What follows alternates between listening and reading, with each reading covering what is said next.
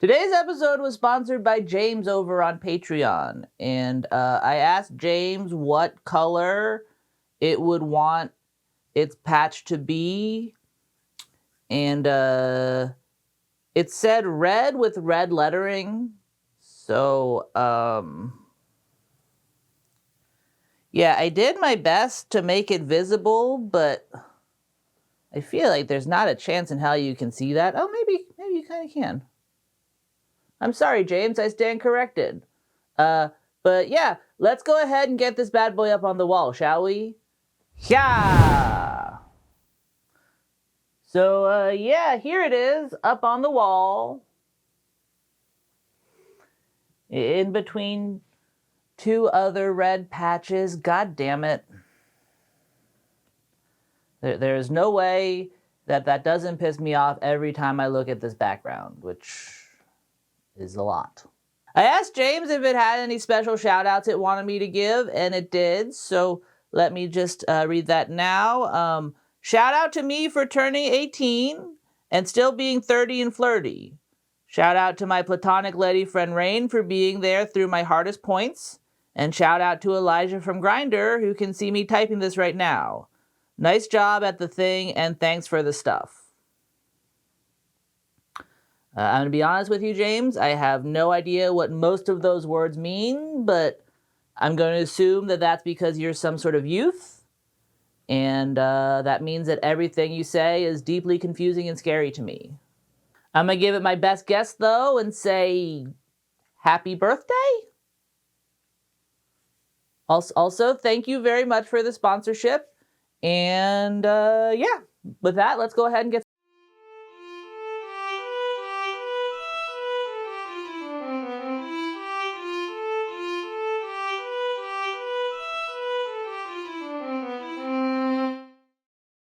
Bones.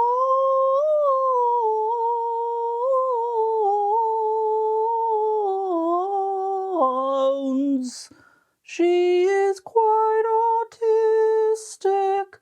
Bones. Okay, so it's official. You guys really like it when I talk about bones. And on one hand, that's unfortunate because the people who own the copyright to Bones do not seem to like it when I do that. On the other hand, though, I'm always happy to give the people what they want. Particularly if what the people want has many seasons to draw from. I'll be perfectly honest, making my way through the faith-based section of Tubi was starting to feel like a lot of work, so my life just got way easier. There are enough episodes that all I gotta do to figure out what I should talk about next is think about what I want to talk about. And odds are there's a Bones that's vaguely related to that in some way. Today, for example, it's almost Christmas, so all I had to do was see if Bones has any Christmas episodes. And as it turns out, they have 3. The world is my oyster. So yeah, call me osteoporosis, because for the foreseeable future, I'm going to be breaking down some bones. So long as these videos keep doing well. There's also a chance that this is the last one I ever make. In any case, let's get on with it. This is Season 5, Episode 10, The Goop on the Girl. Yes, that's actually what the episode's called. We begin in a bank. Hey, Santa, how you doing? Deposit or withdrawal? Right now, a lot of you guys are probably thinking that that guy's dressed like Santa. He must be up to something good. Boy, does Bones have a surprise for you.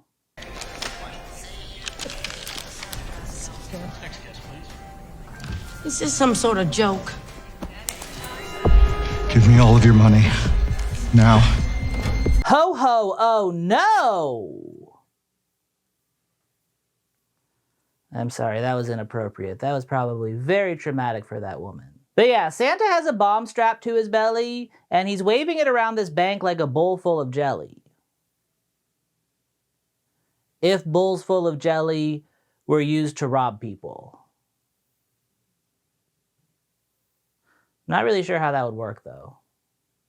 He makes a run for it, which triggers an APB that's answered by none other than Seeley Booth.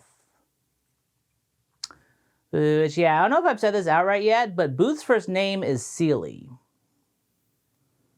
The show takes a lot of big swings with its names. Bones' first name is Temperance. And yeah, I'm not entirely sure why Booth answers the call here, because he's not a cop, he's in the FBI.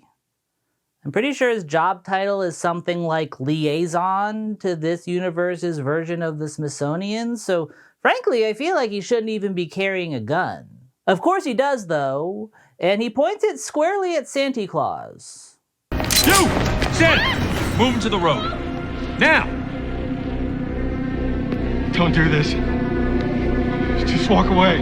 Maybe I've just been radicalized, but there's something kind of fucked up about this, right? I feel like most of us will see a cop holding a bank robber up at gunpoint and think, well, yeah, obviously that's what's supposed to happen, but like, why though? Putting aside the fact that I'm pretty sure Booth is technically a vigilante right now, I feel like the implication here is that if Santa takes off with that money, he's going to be murdered. Which feels harsh to me. And that's not to say that bank robbers shouldn't face consequences, because they should. What they do is not good. The currency that's in that sack represents many families' livelihoods, but even still, it's just money. I think we should all probably reflect more on how little we bat an eye at someone threatening to take a human life in order to protect it. If I were chief of police, well, I'd probably be crooked because I go mad with power pretty easily, but if I were a good chief of police, I would say that protocol should be that rather than killing him, we let Santa Claus go and just take his license plate number so that we can find him at a later date and bring him to justice. Instead, this happens. On your knees. On your knees! FBI, man, do it! Now! I just answered the call.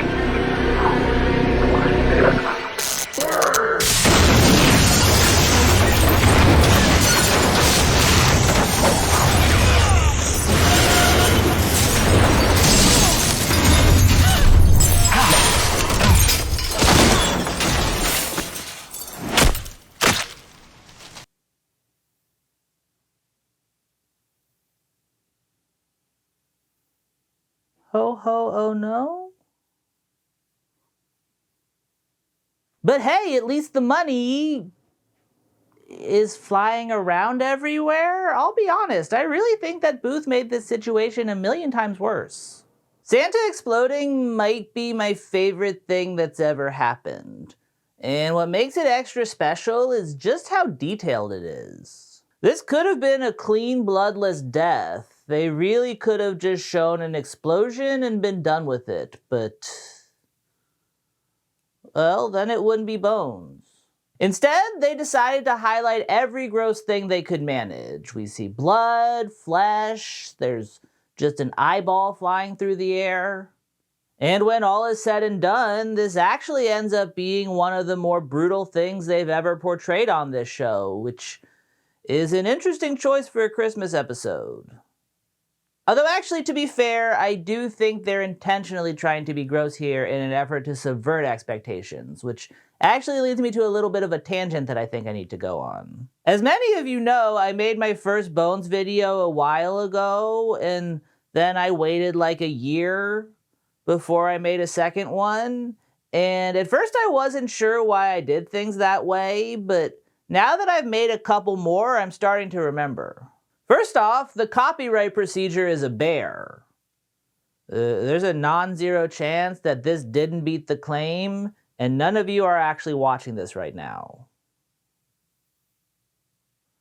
Although I guess if you saw me say that, then that didn't happen. More than that though, the show is just kinda hard to talk about. What I'm interested in discussing in these videos is all the unintentionally insane shit that could only exist on a procedural show from the 2000s. But that can be very complicated sometimes because there's also a lot of insane shit here that's totally intentional. The show is both very dated and silly, but also very self-aware. Often in the same sentence. So parsing out what's what can get a little bit difficult. I think this opening scene is a good example of what I mean, because my initial instinct was to make a lot of jokes about how opening on an explosion made of Santa's insides isn't very Christmassy. But I think that's kind of the point. So if I were to make those jokes, I wouldn't really be making those jokes. I'd just be stealing them from Bones. I think there's still enough unintentional shit in every episode that I can keep making these, but I do want to make sure you guys know that this is something I'm aware of, and if I ever mess something up in this regard, you should absolutely call me out on it. The last thing I ever want is to come up here and be like, look at how insane this thing is that the writers intentionally made insane. What were they thinking? For content like this to work, I think you need to respect the intent behind whatever you're discussing. And that means that I should only ever laugh at this show and never with it. Actually, when I put it that way, that doesn't sound great.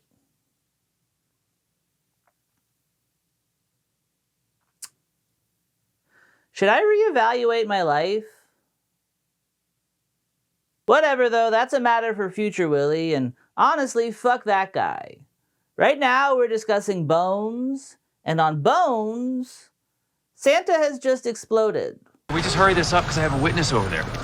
Well, are you sure you didn't throw your bag? No, I didn't. I'm fine. Okay, do you have a medical degree? I don't think so. Okay, your pupillary response is fine.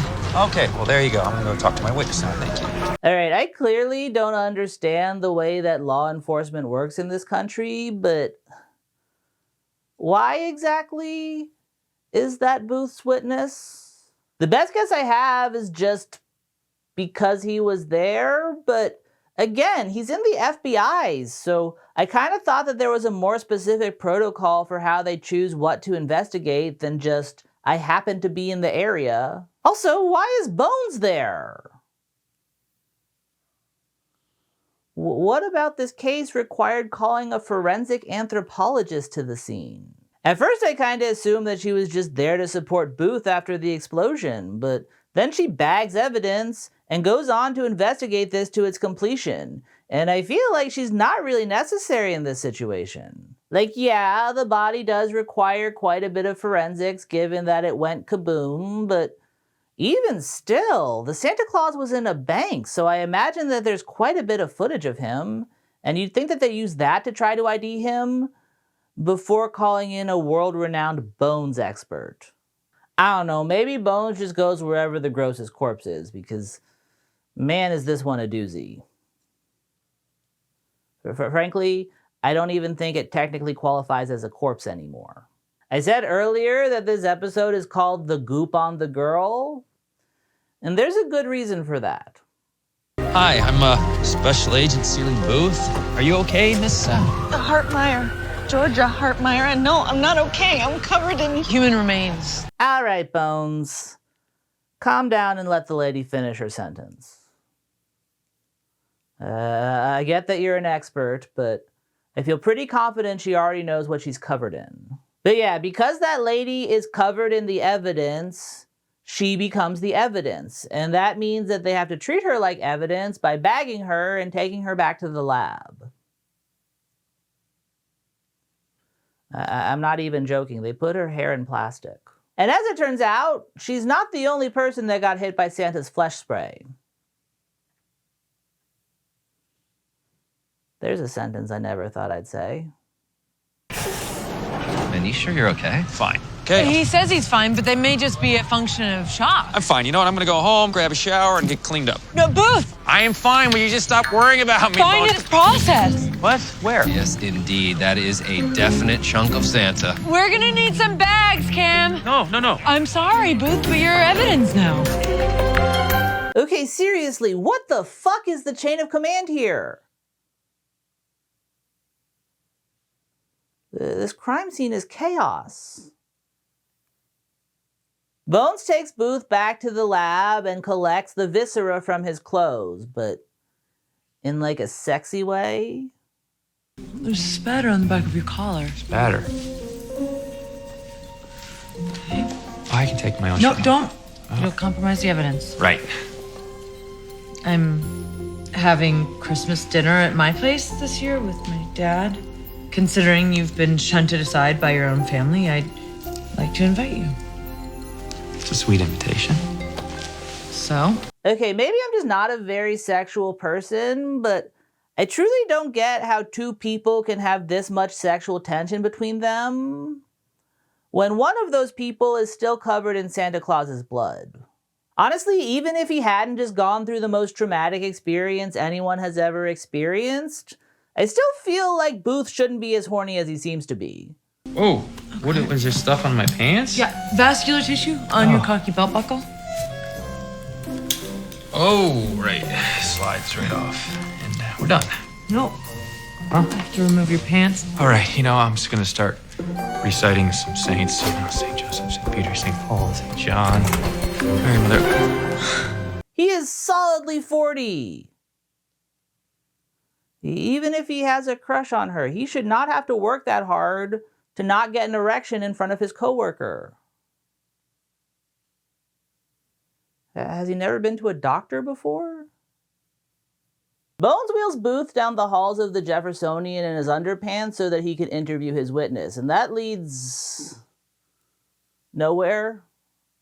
Really, I think they just wanted an excuse to show off David Boreanaz's abs some more, which honestly makes sense. The dude is way more jacked than I realized. The case doesn't really get going until Hodgins discovers the bomb's detonation mechanism. And I'll be perfectly honest, I don't fully understand the science at play here, but to be fair, I don't think that the show does either. So if what I'm about to say is a little bit confusing, that's why. From what I can gather, the bomb was set off by a specific radio frequency.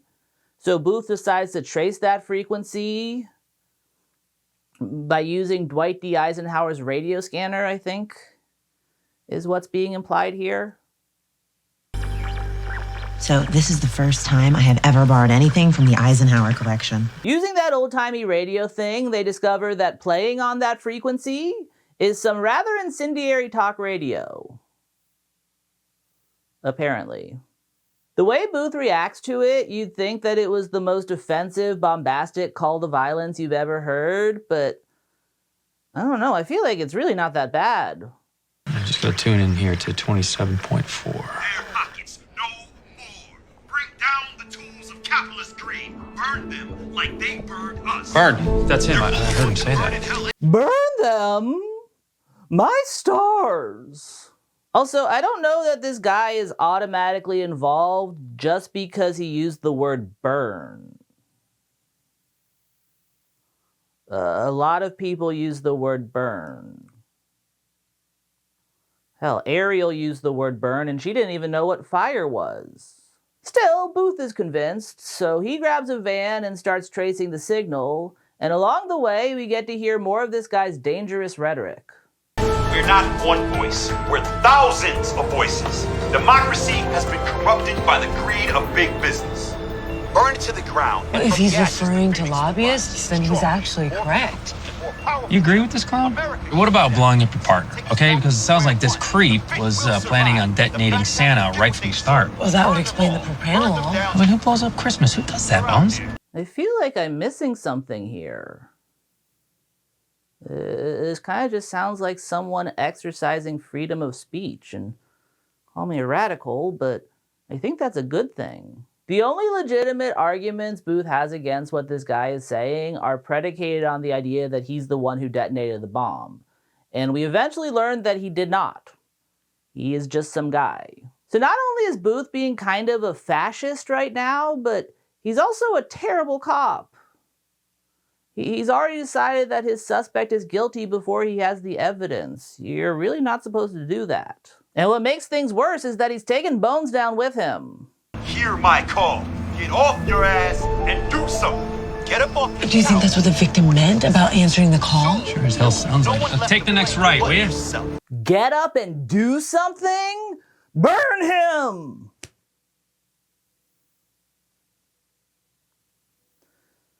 I'm sorry, I forgot you're not allowed to say burn. Still, Booth is so disgusted by this guy's broadcast that he uses his status as a federal agent to destroy his property and tackle him when he comes outside. That'll teach him for saying that the government is bad. What's this? It says you waive your right to a lawyer. I know my rights better than any lawyer who's a pawn in the system. No! Bad leftist revolutionary. Always get a lawyer, particularly when the person questioning you already seems fairly convinced that you're guilty. Some nut listens to me, goes crazy. I'm not responsible. I never told anybody to break the law. Right, because you know what, your little pirate radio frequency set off the bomb right before the robber was about to get arrested. Must have been a coincidence. Just a coincidence. You should just keep saying that to yourself over and over again so you can actually believe it. Spoilers! It was a coincidence. He's eventually cleared as a suspect, and on one hand, I'm happy about that because he didn't do it, but on the other, the way he was cleared feels so questionable that it's almost as bad as if they just arrested an innocent man. Sweet says the pirate radio guy doesn't fit the profile. He's an extrovert, and we're looking for a lock yourself in the basement type of fella. The way people act on this show leads me to believe that in the Bones universe, psychologists are wizards. So Sweet is apparently able to just be like, nah, that's not our guy. And that is automatically taken as scientific fact. Whatever though, they're back to square one. So in an effort to find a new lead, they turn to facial reconstruction. I'm still not entirely sure why though. They definitely have this guy on camera. I get that he's in a costume, but you can still recognize people you know, even if they're dressed as Santa. Kids have been doing it to their dads for years. And just a little disclaimer, I'm nervous about using scenes with music in them because that adds an extra layer to any potential copyright issues I might face, but I also couldn't not show you guys this scene. So I searched the website I used for music for a while trying to find a song that I can use that captures the spirit of what I watched. And yeah, I feel like this will give you guys the gist. The night up over Mars, you trim a tree, I put up a star. I wear a sweater, it's down to my knees, and you will kiss the freckles on both of my cheeks, and we will sing our own Christmas song.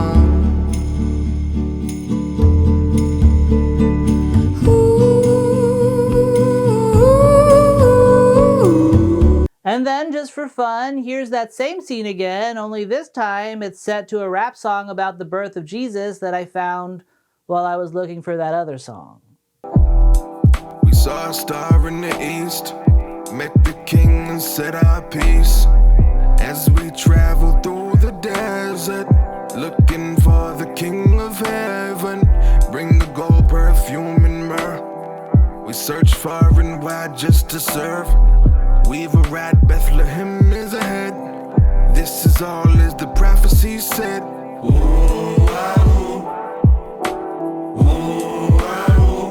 And a baby was born. The king is come. Let his will be done. Santa's mom recognizes her son's face on the news and gets in contact with the Bones team. And that leads us to the B story of this episode, which is basically just, it's Christmas. For reasons that I don't fully remember, Bones' dad, played by Hollywood legend and guy who once hit on his own daughter at a funeral, Ryan O'Neal, is currently living with his daughter, and he wants to celebrate the holiday. Unsurprisingly though, Bones doesn't really get what Christmas is all about. Come on, honey, please. Why do people hate to spend Christmas alone? Because it means nobody loves them. Alright, that feels harsh. I feel like there are actually a lot of people who spend Christmas alone and still have people who love them, you know? Sometimes it's just a scheduling thing. Bones is not too keen on the idea of spending Christmas with just her dad, so in an effort to keep her from going to El Salvador and doing volunteer work, he says that he's going to find another member of their family to celebrate with them. And this is all just an excuse to bring in Bones actress Emily Deschanel's very famous sister Zoe. She plays Bones' second cousin here, but you had better believe the show does that "you two could be sisters" joke. Twice. My mother was your mother's cousin, according to Uncle Max. Oh, it's an uncanny resemblance. You're practically sisters. Oh, wow. Who is this, your sister? Which honestly, as far as sisters go, I feel like they don't look that similar. I can definitely see it once you point it out, but I feel like 50% of Zooey Deschanel's look is her bangs, so take those away and it's hardly uncanny. And yeah, I'm not a huge fan of her character here. I kind of get the sense that Zooey Deschanel was like, fine, I'll do this for you, Emily, but they gotta make the character terrible enough that they never want me back. Her thing is that she only communicates in Ben Franklin quotes, which is an odd choice that they made. I think they were trying to just figure out a way to make a character that's as neurodivergent as Bones, and this is what they settled on. There's no resemblance. What do you mean? You're both very beautiful.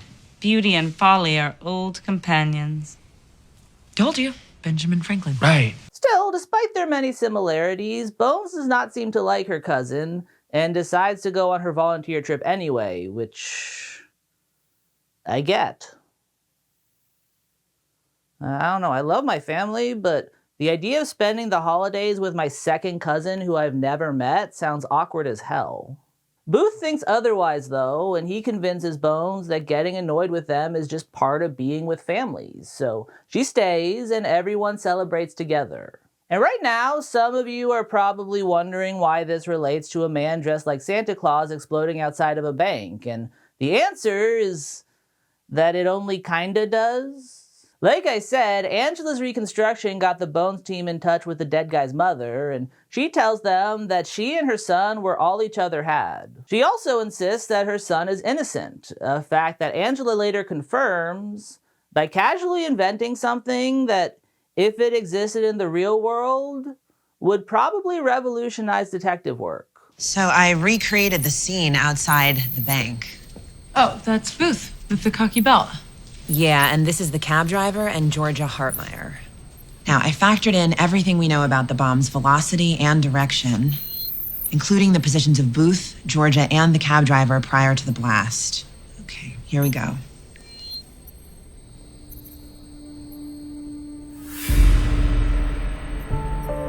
See the problem? The cab driver covered his face with his hands. We know that from his injuries, but given his proximity, he wouldn't have had the time.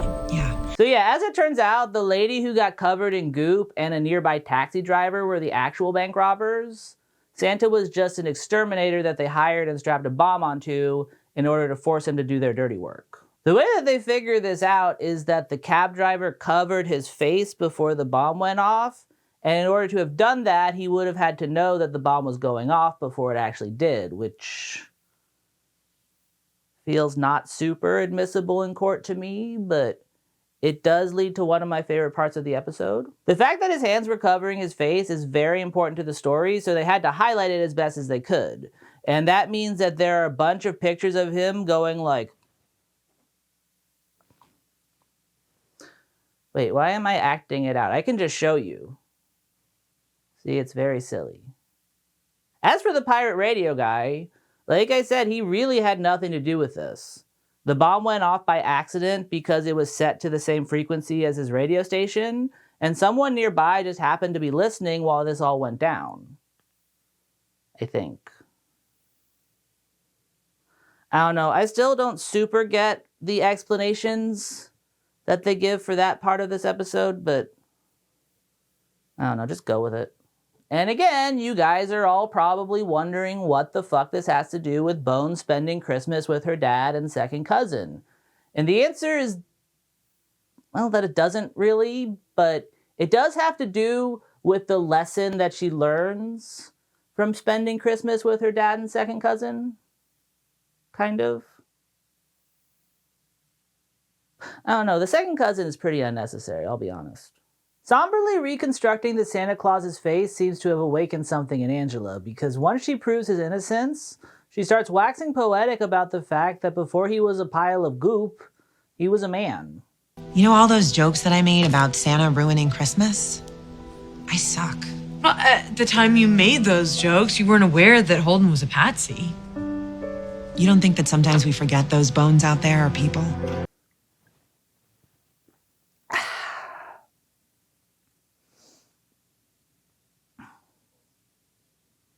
She said bones. And here's the thing. I have criticized these characters for the way they talk about the victims, so while I'm all for them reflecting on that, I do wish they had maybe picked a different episode to do it in. Because if there was ever a time when I didn't want to think about the fact that a character is a person with thoughts and feelings and people he loved, it's after watching this happen to him.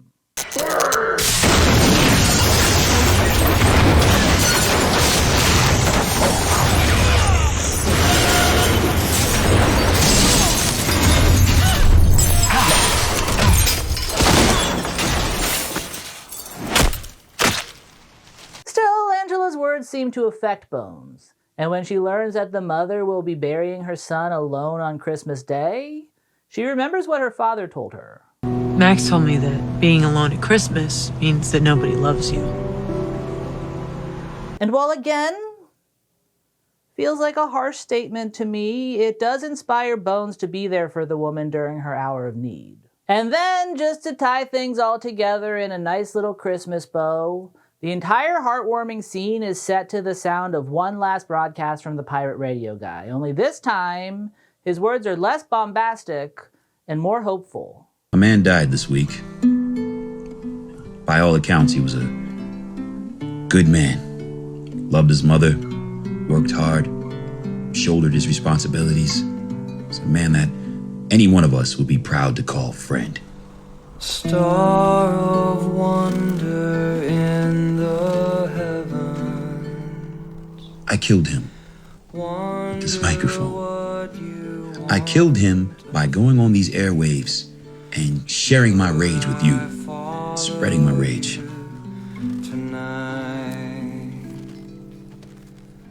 Now, you can say that it wasn't my fault. It was a coincidence. I thought about that. Thought about it a lot. But the fact is, if it weren't for me, he might still be alive. I'm so sorry for that. Watching from a distant. And I remembered something that I forgot over the last few years. That God is not only a God of anger and vengeance. Star of wonder. Okay, I have a lot of things to say about that clip, but I'm going to start with what I think is the most important question. Did Bones and Booth make the rest of the cast walk behind them so that they could make an entrance? The way they were staggered feels very intentional and very strange. I guess maybe they came in two separate cars and that's why there's only two separate groups. But unless the second group was all piled into the back of a pickup truck, then the numbers don't really add up. And honestly, even if that were the case, the second group wasn't so far behind Bones and Booth that they wouldn't be able to see them. You'd think that at least one of them would be like, "Yo, Seeley, Temperance, want to walk in together?" We don't really know this lady, so it'll probably be less awkward if we show up in a group. Which, speaking of, how sure are we that this woman even wants these people here? Like, this does seem like a nice gesture, but I don't think she's ever even met 6 of them. Unless she has a pre-existing relationship with Dr. Soroyan's newly adopted teenage daughter that I don't know about. Also, one of the 2 that she has spoken to is arguably responsible for her son's death. And again, I don't fully get how the detonation happened, but It does seem like there's at least a possibility that had Booth not held the guy up at gunpoint, he could have finished his escape and avoided the radio frequency that set him off. And hell, even if that's not how that would work, I still can't imagine that Booth is her favorite person in the world. It's because of him that her child spent the last horrific moments of his life with a gun pointed in his face. Whatever though, it's Christmas, they can have this. So why don't we close this video out by listening to the rest of what the radio guy has to say. And before I play it, you may have noticed that there's a Rufus Wainwright song playing in the background that I couldn't edit around, so on the off chance that leads to a copyright claim, I want to protect myself by commenting on it. And my comment is this: Rufus Wainwright sounds like a drunk gay ghost. Star of wonder, if you... Now, my religious beliefs tell me that Christ did not die in vain, that he died to redeem us all. And I intend to show that this good, simple man also did not die in vain, that he redeemed one angry, shouting man. So these are the last words I will ever broadcast. Wait. What the fuck? Okay, I'm gonna say it. This pirate radio storyline really pissed me off. I don't think of Bones as a particularly conservative show, but this episode had a tinge that was really hard to ignore. Like I said, this guy literally didn't do anything. He just happened to be broadcasting on the same frequency that the bomb was set to, so it kind of makes me mad that the show seems to be giving him a redemption arc here, because he doesn't have anything to be redeemed from. I played you literally everything we heard him say on the airwaves, and I don't know, maybe this is just 2024 talking, but nothing he said was bad. If anything, he didn't go far enough. Still, that doesn't stop Booth from spending the entire episode acting like this dude is the greatest enemy the Bones team has ever faced, which is saying something because they have dealt with more serial killers than I can count. What you were saying about my broadcast blowing that guy up, I was hoping you could put me in contact with his mother. Stay away from her. It was a coincidence. No way I could have known in a million years, but still. If you don't feel responsible, why do you want to talk to this victim's mother? I mean, empathy exists. So. Also, I still say Booth is more responsible for his death. Hey, I was Army, man. Just like you. I served my country. You don't even remember what this country stands for. Maybe it's you who forgot. Sorry? Freedom of speech. Have the right to be heard. Legally, yeah. Maybe you should think about saying something worth hearing. What the hell is Booth talking about? I feel like that guy being able to say exactly what he just did was like 90% of what the Founding Fathers were going for. Also, it feels kind of strange that Booth is so critical of this dude because, like he said, they are both veterans. I feel like if the veterans I know heard another veteran saying that things need to change, they'd be way more sympathetic than Booth is being right now.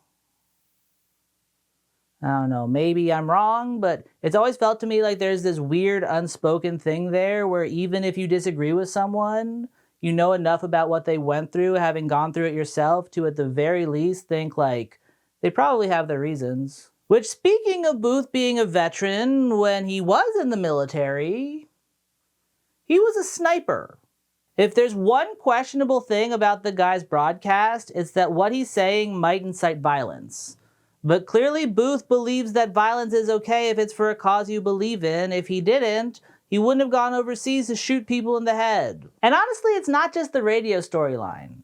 This whole episode felt a wee bit too tradwife for my liking. I think one of the hinkiest parts of the whole episode is the obligatory scene at the very end when everyone gathers around the table to celebrate Christmas together.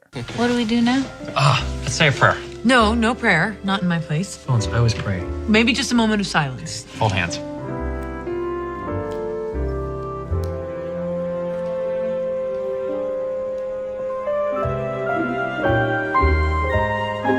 Silent night.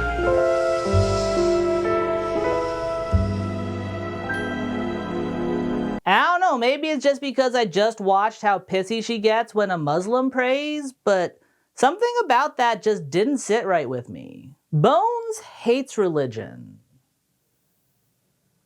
Frankly, I find her particular brand of atheism grating, but that's who she is. She's a devout atheist, And that's okay. She has been far ruder to people over things that she feels far less passionate about, so watching her smirk as Booth quotes Silent Night in her home feels wrong.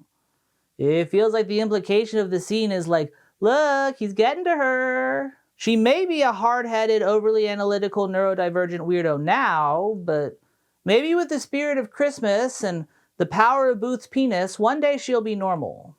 After watching this episode, I feel like there's a much larger discussion to be had about conservatism and Christmas and how we as a society use tradition as a way of hindering progress. I mean, who blows up Christmas? Who does that, Bones? But that sounds like a lot. And I'm gonna be honest, I'm already a little bit checked out for the holidays, so rather than even attempting it, I'm just gonna play that clip of Santa Claus exploding again. Bring the gold, perfume, and myrrh. Accept these gifts, though it's less than deserved. We were faithful to the prophecies. Now we know who the Father is. As we depart, let it be known. King has arrived, to claim his throne. As we travel through the desert, we found the King of Heaven. Ooh, ah, ooh. Ooh, ah, ooh. And a baby was born. Ooh, ah, ooh. Ooh, ah, ooh. The King is come. Ooh, ah, ooh. But yeah, that's my video. Please like and subscribe and share and comment and I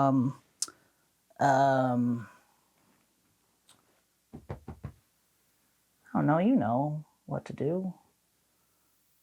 I shouldn't have to keep telling you, people. Also, if you want to support the channel and you have a couple of dollars to spare, you can consider giving me those dollars.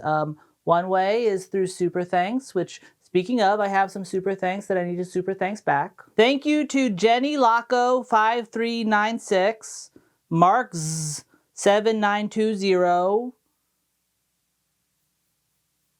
Arrow Onion Belly, Bex Machina, Kate B 262, No Mods for Real, Schlabadoo 22, and Lavender Grooms.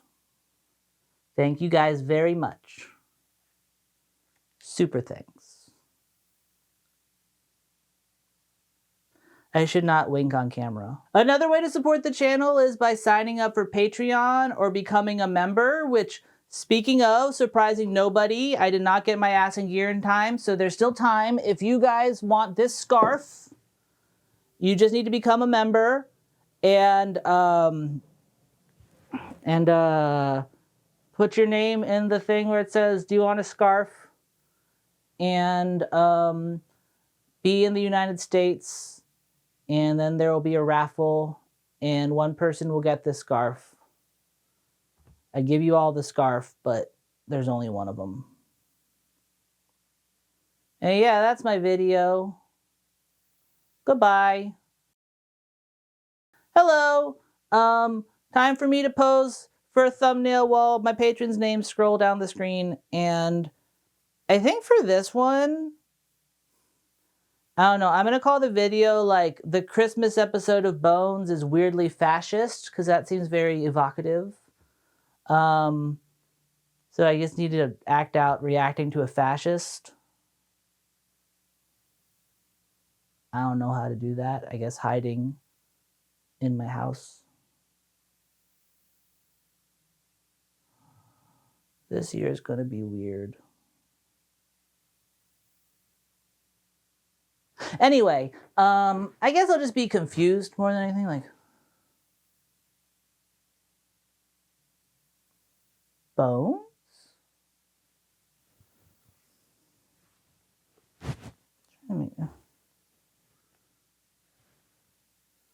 Okay, let's see. Just trying to get, I got my little viewfinder here. I'm trying to make myself look like.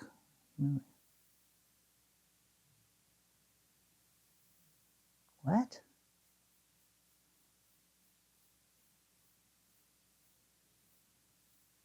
I guess maybe I'll pretend like I'm watching Bones and that can be my viewfinder. That way I'll be able to see like.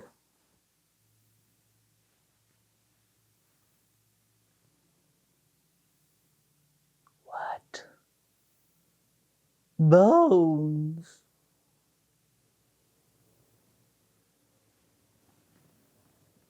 I should get a haircut, huh? I probably won't. I haven't gotten a haircut in a very long time. I just started shaving my head myself. Much cheaper. And like, I can't tell the difference. Other people probably can. But fuck those people. Oh.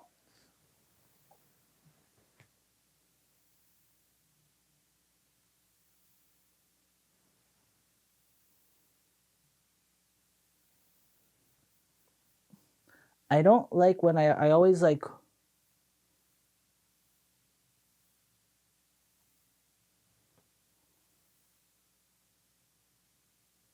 Oh my god.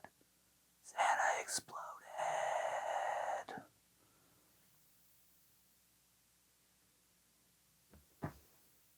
Yeah, get ready for some bones. This is probably my last video of the year. But I'm gonna come back with more bones and other stuff. If you're finding me through bones and you've made it to this part of the video, then you could probably stomach my other videos too. They're all basically the same thing. It's me talking. If you like the sound of me talking, I recommend going and checking out other videos about me talking. And that would help me out a lot. Because I'm going to do more bones in the new year. I have some ideas for other things I want to do. New sweaters I want to wear. Yeah. But yeah, that's probably my last video of the year. So I'll see you guys in 2025. Hopefully. Goodbye.